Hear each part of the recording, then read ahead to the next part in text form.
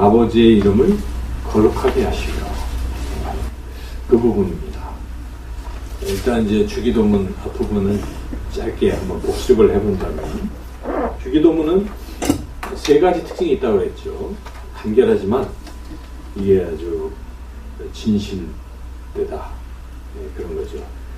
이에 비교하면 유대인의 기도문은 이거보다 훨씬 10배 이상 길지만 거기가 좀 가식적이고 형식적인 면이 있지만, 주기도문은 그 어구 하나하나가 아주 진실되다.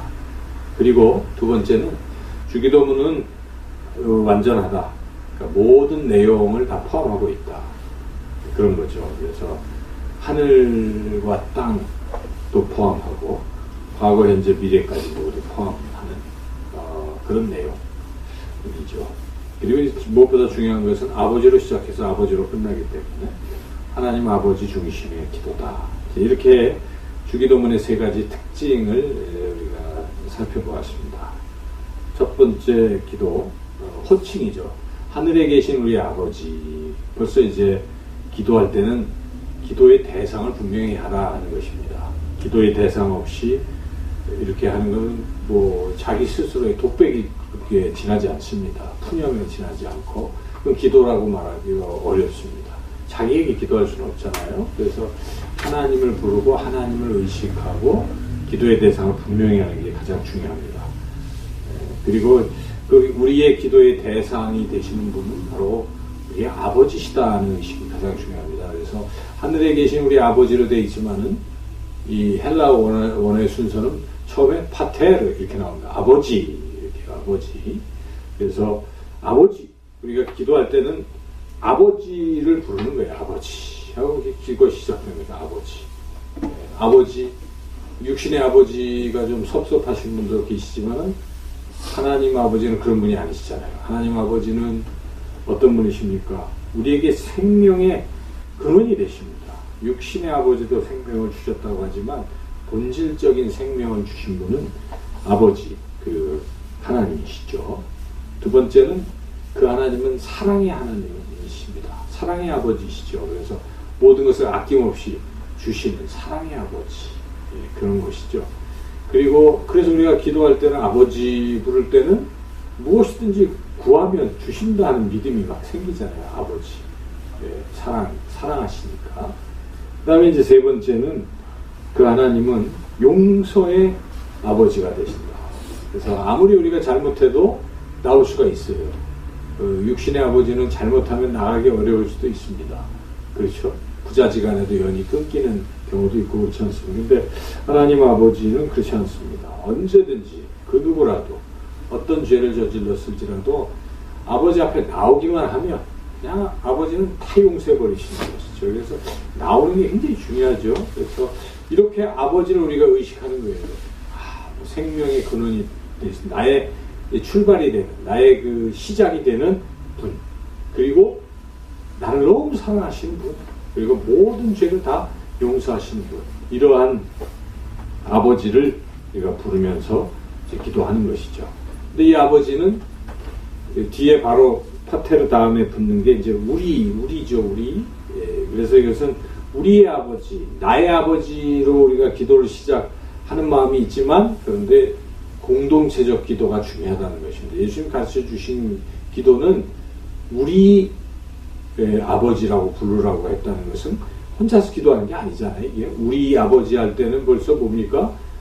내가 대표로 하더라도 많은 사람들을 품고 하는 것입니다. 특별히 우리 아버지이기 때문에 하나님을 아버지로 부르는 사람들과 함께 하는 것입니다. 그런 사람들을 주로 위해서 기도하는 것이죠. 우리 아버지, 이렇게 기도하는 것이죠. 그래서 기도는 공동체적 기도를 우리가 많이 생각해야 됩니다. 나의 아버지라기보다도 우리 아버지. 예수님 가르쳐 주신 기도는 그렇게 가르쳐 주신 것입니다. 우리 아버지. 그래서 공동체적 기도를 해야 되겠다 하는 것.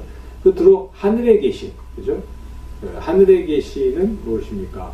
여기서 하늘에 계시다는 것은 그냥 한마디로 전능하시다, 이렇게 우리가 이해하면 되겠습니다. 하늘에 계신, 전능하신 분. 그래서 우리가 벌써 하늘에 계신 우리 아버지 부를 때 그러한 생각을 가지고 이제 집중하는 것이죠. 오늘 말씀은 아버지의 이름을 거룩하게 하시며, 그러니까 이제 부른 후에, 아버지 부른 후에 첫 번째 기도하는 거니까 굉장히 중요하겠죠. 우리가 처음 기도하는 건 참 중요합니다. 우리가 육신의 아버지도 만나서 뭔가 부탁할 때 처음에 하는 게 굉장히 중요한 것이죠. 그래서 이 첫 번째가 굉장히 중요한데, 첫 번째 구하는 게 우리를 위해서 구하는 게 아니라는 사실을 우리가 분명히 알아야 됩니다. 누구를 위해서 기도하는가? 하나님 아버지를 위해서 기도하는 것입니다. 이게 참 하나님 아버지를 위해서 기도한다? 참 우리가 부족하고 연약하지만 기도를 그렇게 하는 거예요. 하나님 아버지를 위해서 기도하는 것. 이게 굉장히 중요한 자세입니다. 하나님 아버지를 위해서. 그래서 기도의 항상 최우선 순위를 하나님께 두는 것이 굉장히 중요합니다. 근데 우리가 흔히들 기도할 때는 어떻습니까? 하나님도 안 보이고 나만 보입니다. 그렇죠? 나를 자꾸 쳐다보니까 기도가 안 돼요. 뭐가 나게 됩니까? 푸념밖에 안 돼요. 그냥 한탄, 푸념, 자기 절망, 절규, 그냥 한탄, 그런 거예요. 그게 기도 시간이 아니라고 보여지는 것이죠. 그렇게 하고 있으면 그게 기도가 아니잖아요. 그리고 해답이 안 나옵니다. 우리가 자꾸 자기를 들여다보면요, 해답이 없습니다. 자기에게 무슨 해답이 선한 것이 나오겠습니까? 안 되는 것이죠. 고민에 빠지고 더 깊은 자괴감에 빠지는 것이고, 자기를 쳐다보면은 아무것도 아니잖아요. 부족함밖에 안 보이기 때문에 해결책이 없습니다. 그래서 기도는 그렇게 하는 게 아닙니다. 내 어떤 사정, 형편 다 생각하지 마시고 뭐 하는 것입니까? 하나님을 바라보는 게 중요합니다. 하나님을 바라보는 거예요. 모든 집중을 하나님께 두는 것입니다. 하나님을 바라보기 시작하면 모든 게 풀리는 것입니다. 우리가 베드로가 무리를 걸어갔을 때 알잖아요. 빠질 때 그 차이는 알고 있잖아요. 그죠? 그래서 예수님이 부르니까 베드로가 예수님 보고 갈 때는 어땠습니까? 풍랑을 안 보니까 걸어갈 수 있었어요. 기적적으로 걸어갈 수 있었는데, 예수님을 안 보고 풍랑을 보기 시작할 때부터 어떻게 무서워지고 빠져버린다는 것입니다. 그러니까 우리가 자꾸 자기를 들여다보고 자기에 골몰하다 보면요, 해결이 없습니다. 근데 그 다 잊어버리고 하나님을 바라보면 그 다음에 이제 하나님이 주시는 여러 가지 것 때문에 이게 해결이 되어가는 것입니다. 그래서 우리를 보면서 우리부터 먼저 보고 하나님을 보면 그 하나님은 우리 생각에 한정된 하나님이 될 수밖에 없어요. 나의 문제를 해결해주는 하나님으로만 보지 그렇게 안 보인다는 것이죠. 그래서 내 문제가 다 일단 다 내려놓고 적어놓고 하나님을 바라보는 것입니다. 그래서 하나님이 뭘 원하실까? 하나님의 뜻이 무엇일까? 하나님의 나라는 이렇게 하나님 바라보고 하나님을 위해서 기도를 시작하는 것이 중요합니다. 그것은 예수님이 가르쳐 주셨기 때문에 그렇습니다. 예수님이 가르쳐 주신 기도에서는 하나님을 보고 기도하라. 그래서 우리가 첫째, 아무리 해도 하나님을 생각하시길 축원합니다. 아무리 어려워도 자꾸 자기 생각하면 해답 없습니다. 그래서 예수님 말씀하시잖아요.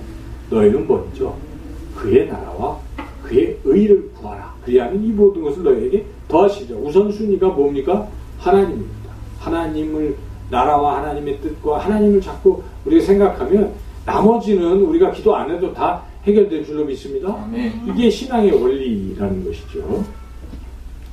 네, 이제 드디어 그 내용으로 들어가 본다면, 하늘에 계신 우리 아버지의 이름을 거룩하게 하시며, 이렇게 돼 있잖아요.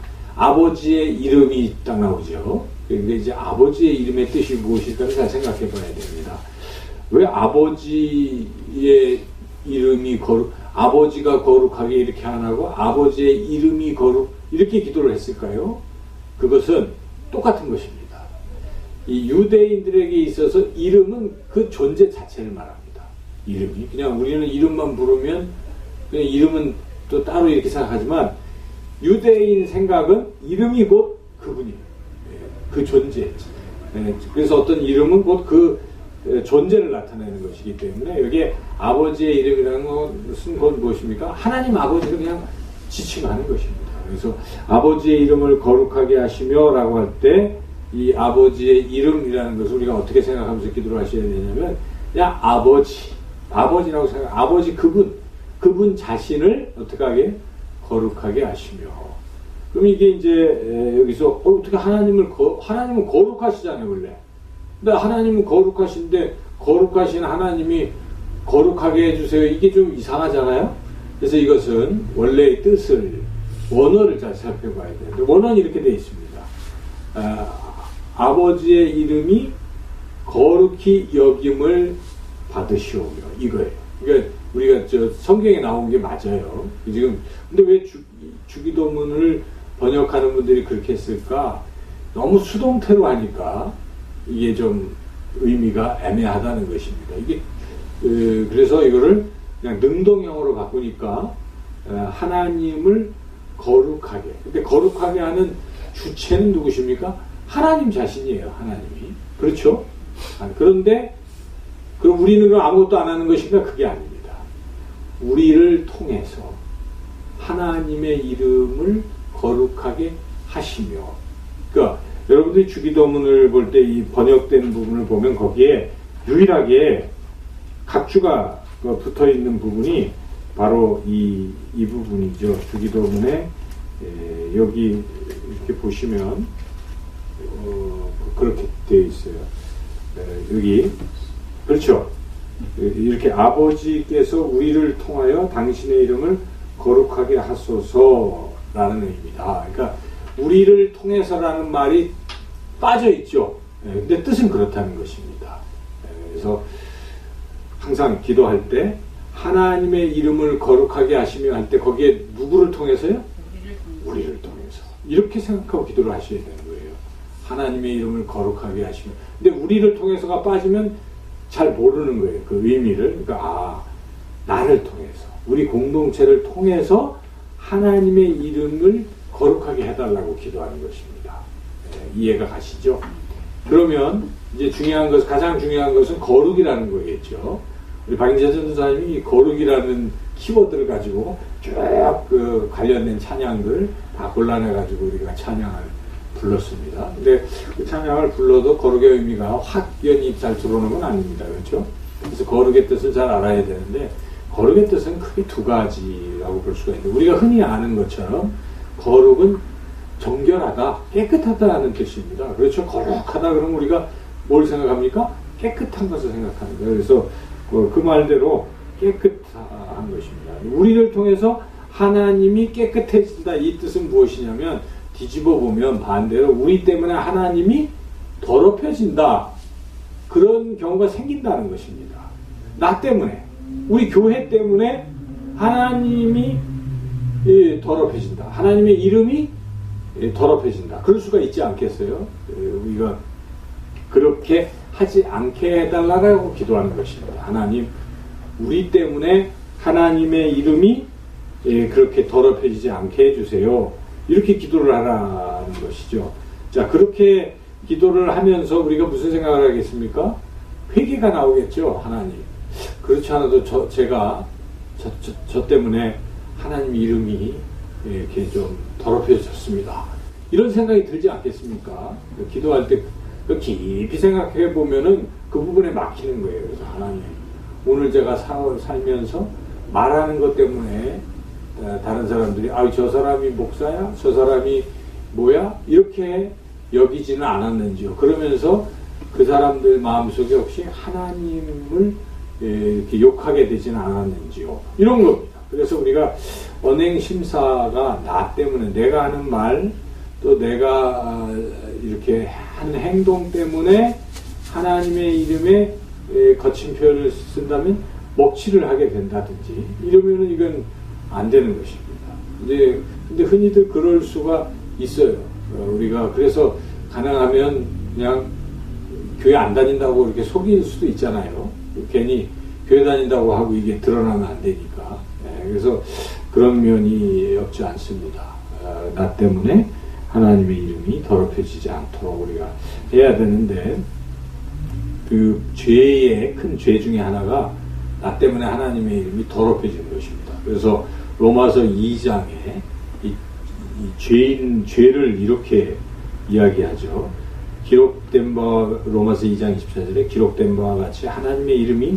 너희로 인하여 이방인 중에서 모독을 받는도다. 유대인들 너희들 때문에 하나님의 이름이 모독을 받는다. 이렇게 사도 바울이 이야기하죠. 그래서 그들의 그 죄는 하나님의 이름을 이렇게 더럽히게 되는 그런 죄다 지적이 있습니다. 그래서 오늘날도 이 믿지 않는 사람들이 왜 안 믿습니까? 물어보면 여러 대답들 중에 이런 대답이 많다고 그래요. 아유, 그 예수 믿는 사람들 때문에 못 믿겠어요. 이렇게 얘기를 하는 거예요. 아, 그런 사람이 예수를 믿는다고 하니 난 나가고 싶지 않아요. 이럴 수가 있지 않겠어요? 이게 바로 그런 하나님의 이름을 더럽히는 경우죠. 아, 그런 분 때문에 내가 그래도 교회를 한번 나가보고는 싶어요. 정도 돼야죠. 그런데 그 반대가 되면 안 됩니다. 그래서 우리가 그리스도인들이 자꾸 세상에서 약속을 안 지키고 뭐 이런 것들. 그래서 뭐 교인이 더 나빠 이런 생각이 자꾸 들게 만들면 하나님의 이름을 먹칠을 하는 것입니다. 뭐 전도도 안 되는 것이죠. 그래서 그리고 뭐 교회 공동체의 이런 또 부정적인 모습들이 이 세상 사람들 눈에는 하나님을 욕되게 하는 그런 모습들이 된다는 것이죠. 근데 오늘날 그런 일들이 참 비일비재한 것이 참 안타까운 일이죠. 그리고 또 이런 경우도 하나님의 이름을 더럽히는 것입니다. 하나님의 이름으로 맹세를 했어요. 내가 하나님의 이름으로 맹세한다 그래 놓고 그것을 실천하지 않는다. 그런 하나님의 이름을 팔아먹었기 때문에 그것은 하나님을 모욕하는 그런 것이 되겠죠. 이런 여러 가지 일들이 이제 하나님의 이름을 더럽히는 그런 경우입니다. 이건 좀 부정적인 의미겠죠. 소극적인 의미인데 긍정적이고 적극적으로 본다면 나 때문에, 우리 때문에, 교회 때문에 하나님의 이름이 높아지는 것. 이게 이제 기도의 핵심입니다. 여기에 두 번째 기도, 첫 번째 기도가 아버지의 이름을 거룩하게 하시며 우리를 통해서, 이것은 아버지의 이름이 나 때문에 거룩해지게 하소서 이런 얘기인데, 그 거룩하다는 뜻은 높아진다는 뜻입니다. 앞서서 이제 첫 번째에서는 거룩하다는 뜻은 깨끗하다는 뜻이지만 두 번째로 거룩하다는 것은 구별된다는 뜻인데, 구별된다는 것이 뭡니까? 탁월하다. 다른 둘을 비교했을 때 훨씬 뛰어나게 구별되는 것이니까 이건 높아진다는 것입니다. 두드러지는 모습. 그러니까 하나님의 이름이 구별된다는 뜻은, 하나님의 이름이 거룩하다는 뜻은 하나님의 이름이 높아진다는 거예요. 세상 속에서 높아지도록. 그러니까 하나님이 높아지도록, 내가 하는 이 행동 때문에 하나님이 높아지도록 하는, 이런 기도를 우리가 해야 된다는 것입니다. 근데 흔히들 사람들은 자신을 높이는 데는 혈안이 돼 있어요. 많은 사람들이 자기 PR 시대다 해가지고 어찌하면 자기를 자랑할까, 자기 자식 자랑할까, 자기 자식 자랑을 통해서라도 자기를 어떻게 한번 자랑해볼까. 결국은 자기 자랑인 것이잖아요. 그게 자식 자랑인 것 같지만은 자식이 잘 되면 곧 자기가 잘 되는 거 아니겠어요. 이제 그렇게 해서 사람들의 심리는 항상 자기를 자꾸 높이는데 많이 관심들이 있어요. 크리스찬들도 그런 경우가 있어요. 신앙생활 하면서 항상 뻐기고 자기 이름을 자꾸 드러내고 이름을 드러내서 뭘 하려고 하는 행위들, 이거는 결국 하나님을 이용해서 자기가 높아지는 것일 수가 있습니다. 그래서 하나님은 그거 굉장히 싫어하시는 겁니다. 그래서 예수님이 그러시잖아요. 주여 주여 하는 자마다 나 천국에 들어가지 못할 것이 오직 아버지의 뜻대로 행하는 자예요. 그게 지금 그들은 주여 주여 하고 생색내고 귀신 쫓아내고 뭐 하면서 뭘 높였습니까? 자기 이름을 높인 것입니다. 그래서 하나님께서 불법을 행하는 자들아 내가 너희를 도무지 모른다. 왜 모른다고 하셨겠어요? 그 불법이 뭐겠어요? 그 주의 능력 행하면서 누구 이름이 높아졌어요? 자기 이름이 높아진 것입니다. 오늘날도 유명한 뭐 여러 그런 지도자들이 있을 수 있지 않겠어요? 종교 지도자, 목사, 무슨 부흥사, 그런 사람들이 정말 겸손히 하나님이 높아지기를 바라고 하는 행위라면 그게 다 하나님 기뻐하시지만 자칫 자기가 높아지는 어떤 그런 것이 될 수도 있어요. 참 위험한. 그래서 차라리 무명의 그리스도인이 행복할지도 모릅니다. 그 사람은 상을 안 받았잖아요. 세상에서는 알려지지 않아요. 그러니까 그런 사람들에게는 하나님이 상 줄 게 참 많잖아요. 근데 이미 세상에서 이름이 알려지고 이러면 어떻게 됩니까? 넌 이미 상 받았기 때문에 너한테 줄 상은 없다. 이런 게 성경의 그 기본 흐름이거든요. 사실 그래서 성경 있는 그대로 봐야 되겠죠. 그래서 자꾸 우리가 내 이름 높이는데 너무 관심 쏟지 말고, 내 이름은 무명이요, 나는 무익한 종이요, 뭐 그냥 일개, 뭐 그냥 이름도 성도 몰라요 하는 그런 존재로 살아갈지라도 나 때문에 사람들이 하나님의 어떤 영광을 보게 된다면, 우리가 그런 멋진 분들이 참 많잖아요. 이 사회에도 뭔가 막 그 익명의 그 기부자들을 보면은 결국은 자기는 감추고, 그래서 사람들이 감동을 받죠. 근데 크리스찬도 자기는 감추고 거기다가 하나님 이름을 이렇게 자꾸 높일 수만 있다면 얼마나 큰 감동을 주겠습니까? 그래서 우리는 항상 하나님을 높이는 데 관심을 가져야 됩니다. 바르트가 하나님을 절대 타자, 이것은 어려운 말인데, 하나님은 절대로 누구와 이렇게 같이 섞일 수 없다, 이런 뜻인데요. 이것은 하나님이 구별된 것이다. 하나님은 하늘에 계시고 인간은 땅에 있다. 하나님과 인간이 구별되어 있다. 이 성경에 그런 구절이 있는데, 그런 식으로 하나님이 아주 인간과는 비교할 수 없이 위대하고 높다, 이런 어떤 표현을 썼습니다. 그 이유가 있었어요. 당시 히틀러 때문에 그랬습니다. 히틀러가 얼마나, 히틀러만큼 자기를 높인 사람이 없어요. 그래서 인사할 때도 하이 히틀러 하고 막 다 그러고 있잖아요. 그죠? 히틀러의 이름이 자꾸 높아지는 이러한 사회 분위기 속에서 칼 바르트가 하나님이 더 높다, 이런 신학적으로 그런 선언을 했던 것이죠. 그래서 세상 사람들은 다 하나님의 이름, 자신의 이름을 높이는데 빠져 있지만, 이렇게 하나님의 사람들은 하나님의 이름을 높인다는 것입니다. 대표적으로 저는 다윗이 그런 사람이 아닌가 싶습니다. 다윗이 이렇게 목동 다윗이 도시락 가지고 형들에게 도시락 갖다 주러 갔다가 이제 싸울 생각도 안 했어요. 그냥 형들에게 도시락 주러 갔다가 거기서 누구랑 싸웠어요? 골리앗하고 싸웠단 말이죠. 골리앗이 키가 얼마입니까? 뭐 한 3m, 2m, 3m, 그죠? 3m쯤 되는 거예요.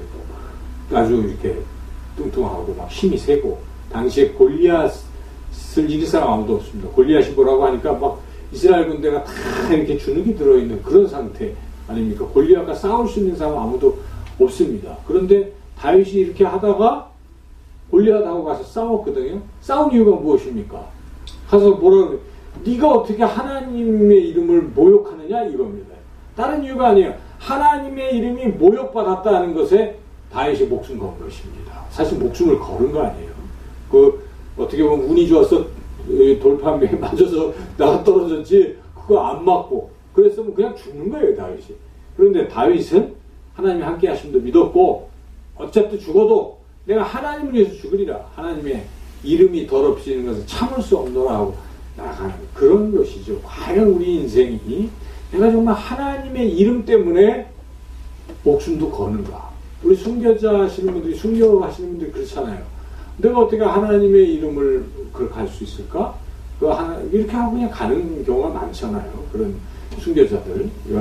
정말 우리가 그런 상황에서 하나님의 이름을 높일 수 있을까를 생각해 봐야 된다. 구체적으로 어떻게 하는 것이 그러면 일상의 삶에서 하나님을 높이는 것인가? 첫째, 예배죠. 예배가 하나님을 높이는 행위입니다. 예배는 이미 하나님을 경배하고 있는 것입니다. 예배 자체가, 그죠? 절하고 하나님을 높이는 것이기 때문에 우리가 예배 드릴 때는 최선을 다해서 하나님을 높여야 됩니다. 예배 시간에 뭐 팔짱 끼고, 예배 시간에 다리 꼬고, 이건 정말 하나님을 높이는 행위가 아니잖아요. 무슨 구경하러 온 사람 같이 이러면 안 됩니다. 항상 예배 드릴 때는 하나님을 내가 어떻게 하면 높일까? 찬양 드릴 때 어떻게 하면 높일까? 뭐 이런 게 다 하나님을 높이는 행위입니다. 하나님 말씀하실 때 내가 딱 경청하면 어떻게 되는 거예요? 하나님 높이는 것입니다. 우리가 대화할 때도 다른 사람의 얘기를 잘 들으면 높이는 것이죠. 근데 다른 사람이 얘기하는데 딴 얘기하고 이래버리면 굉장히 무시당하는 느낌이죠. 그런 경험 없습니까? 저도 대화 중에 그런 경험들이 여러 차례 있는데, 그러면 내가 얘기를 하는데, 누가 얘기를 안 듣고 딴 얘기를 화제를 돌리고 있으면 뻘쭘하잖아요. 얘기하다가. 무시당하는 거거든요. 자존심 많이 상합니다. 그래서 우리가 말씀을 들을 때는 경청하는 태도가 굉장히 중요합니다. 그리고 무슨 말을 했는데 일부러 못 들은 척하고 무시하는 사람들도 있죠. 그런 사람들을 우리가 저도 많이 보는데, 그것도 역시 상대방을 되게 무시하는 행위잖아요. 얘기를 해도 못 들은 척하는. 그러니까 우리가 예배 중에 말씀 들을 때의 태도에서 하나님을 높이는 사람인가 아닌가가 판단은 나는 거예요, 사실. 그렇죠? 우리가 할 수 있는 가장 중요한 행위가 찬양 드리는 것과 기도할 때 마음을 합해서 하나님 앞에 올려드리는 것과 그리고 하나님이 말씀하시는 것을 듣는 거 아니겠습니까? 물론 봉헌하는 것도 있죠. 근데 그런 예배를 아주 잘 드리면서 하나님을 높이는 것, 이게 이제 하나님을 높이는 길입니다. 그리고 드리는 것도 하나님을 높이는 것입니다. 최고의 것을 드리는 게 높이는 것이. 그렇죠. 우리가 누군가에게 뭘 줄 때 쓰다 남은 거 주고 그러면 그 사람을 높이는 겁니까? 그 사람은 우습게 여기는 거 아니겠어요? 그래서 하나님 앞에 헌물을 드릴 때 쓰다 남은 찌꺼기 뭐 이런 거 드리고 그러면 어떻게 돼요? 하나님을 우습게 여기는, 낮추는 행위거든요. 그건 하나님을 모독하는 것입니다. 그래서 말라기서에 하나님 대노하셨잖아요. 다리 저는 거, 뭐 병든 거 이런 것을 예물이라고 가지고 왔잖아요. 왜 뭐 하나님 내가 그거 받고 싶어서 말이야 나 안 받아도 된다고 말씀하실 정도로 하나님 너무 불쾌하신 거예요. 그래서 말라기서 이후 400년의 침묵이 흘렀다는 사실을 우리가 기억할 필요가 있어요. 그러니까 그와 같이 우리가 예물을 드릴 때도 정성껏, 그죠? 어떤 분들은 막 헌금도 다리고 그러잖아요. 그게 마음이에요, 마음이죠. 하나님 앞에. 그리고 소득이 생기면 바로 구별해서 10분의 1 하나님께 다 이런 행위들은 정말 하나님을 높이는 행위입니다. 그건 자기만이 알 수 있을 것 같아요. 그래서 내가 그 드릴 때, 헌신할 때. 시간도 마찬가지입니다. 남은 시간, 자기 놀 거 다 놀고, 그러다가 조금 뭐 생색내듯이 봉사한다? 그건 하나님이 우습게 여기는 것이죠. 하나님을 위해서 내가 봉사할 때 많은 시간 중에 제일 좋은 시간을 딱 빼가지고 하나님 앞에 드리는 거예요. 저는 그게 새벽이라고 생각해요. 그렇죠? 새벽 예배는 그런 것입니다. 새벽 기도에는 자기 잠 잘 자고 다 자놓고 그냥 뭐 아주 한가할 때 경건의 시간을 갖겠다? 저는 그 태도 자체가 이미 하나님을 높이는 행위는 아니라고 봅니다. 근데 내 이 시간에 가장 중요한 이 시간을 내가 첫 번째 첫 열매를 하나님께 드리다. 여기서부터 벌써 하나님 높이는 태도가 결정되는 것입니다. 그런데 저는 그런 생각이 들어요. 이런 행동 하나하나가 하나님께서 보고 계시다는 것입니다. 그래서 하나님께서는 자신을 존중히 여기는 자를 존중히 여긴다고 말씀하시죠. 자기를 경멸하는 자를 하나님 경멸한다고 그러시는 거거든요. 그래서 우리가 하나님을 그렇게 높여야 됩니다. 또 이 세상 것보다 하나님을 최고로 사랑하는 행위, 이게 하나님을 높이는 것입니다. 그렇지 않겠습니까? 하나님 존중하는 것이거든요. 우리가 뭐 여러 사람들 중에 누군가를 제일 사랑한다. 그 사람 제일 높이고 있는 행위죠. 근데 그 사람보다 딴 사람 더 사랑한다면 그 사람은 아니잖아요. 그래서 우리가 하나님을 최고로 사랑하는 거예요. 이거는 신앙에서 결정됩니다. 항상 우선순위에 하나님. 저는 우리 교회에도 그런 분들이 여러 분 계신 걸 알아요. 참 그런 분들을 보면 얼마나 하나님이 기뻐하실까. 참 신실한 분들이죠. 예, 그래서 하나님이 그걸 참 기뻐하십니다. 그래서 하나님을 최고로 그렇게 사랑할 때 하나님을 높이는 것입니다. 그리고 중요한 것은 하나님 말씀이면 무조건 순종하는 거예요. 이거 하나님 높이는 것입니다. 우리가 공경과 순종은요 같은 거예요. 그래서 부모를 공경하라, 내 부모 말에 청종하라, 이게 같이 나오잖아요. 그러니까 우리가 하나님을 경외하는 것과 하나님 말씀 순종하는 것은 같습니다. 하나님을 높인다는 것은 하나님 말씀에 순종하는 것이죠. 부모를 내가 높인다고 하면서 부모님 말씀을 안 듣고 있다. 그거는 부모를 높이는 게 아니잖아요. 부모를 무시하는 것이죠. 그래서 하나님 말씀에 이렇게 순종하기에 높이는 것이죠. 자, 내 자신은 그렇다고 치고, 그런데 중요한 것은 나 혼자서만 높이는 게 아니라 공동체가 같이 높여야 됩니다. 그러니까 교회도 하나님을 높여야 됩니다. 교회도. 교회가 하나님을 높이는 것은 무엇입니까? 첫째는 교회의 주인을 누구로 둬야 됩니까? 하나님을 둬야 돼요. 그렇죠? 항상 교회의 주인이 하나님이시면 하나님이 최고로 높은 거 아니겠습니까? 교회에서. 근데 어떤 교회는 하나님이 없습니다. 말만 하나님을 높이는 척하고 모든 결정은 누가 해요?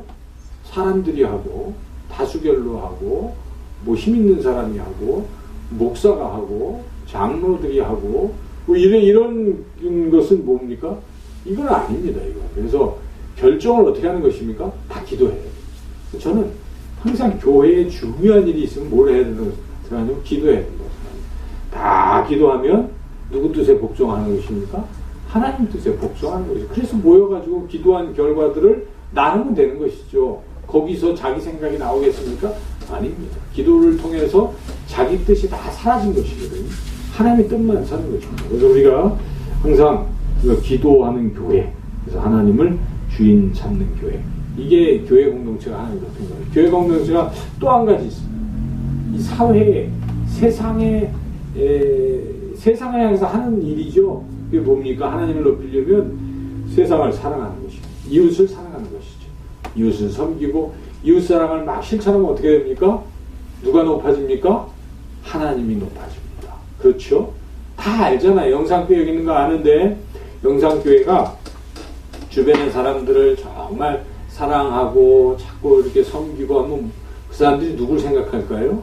야, 그 사람 착하다라고 처음에 생각하겠지만 자꾸 결국 누구를 생각하게 되겠습니까? 교회와 그리고 거기에 계신 하나님을 자꾸 높이게 된다는 것입니다. 그래서 예수님께서 산상수훈에서도 얘가 등불을 감추지 말고 드러내서 세상의 빛이 되라고 하는 것입니다. 그래서 끝부분에 뭐라고 나옵니까? 하나님 아버지께 영광을 돌려라 이렇게 나오는 것입니까? 그래서 우리가 세상 속에서 세상 사람들에게 사랑을 실천하고 하면은 결국은 하나님이 높아지게 된다는 것이죠. 그래서 오늘 말씀 짧지만은 아버지의 이름을 거룩하게 하시며 라고 우리가 기도할 때마다 아버지, 저를 통해서 우리 교회를 통해서 아버지가 높아지게 주십시오. 이렇게 예배 드릴 때도 교회 제 자신부터 교회 공동체가 예배 드릴 때부터 시작해서 헌신할 때 하나님의 헌물을 드릴 때 말씀을 들을 때 이 모든 자세들이 하나님을 참 높이는 그런 교회 되게 해달라고 기도하는 것입니다. 그래서 우리가 짧은 한 절이지만 기도할 때 그런 여러 가지 생각들을 가지고 구체적으로 하는 것입니다. 하나님, 제가 하나님 이름을 더럽혔군요 하면서 회개도 하고 반성도 하고 또 그런 부분들이 고쳐지도록 교회 공동체가 그렇게 될 수 있도록 내 자신이 그렇게 될 수 있도록 그렇게 기도하는 것입니다. 오늘 의미를 가슴에 잘 새기시고 항상 하나님의 이름을 높이는 저와 여러분 모두가 되기를 주님의 이름으로 축원합니다.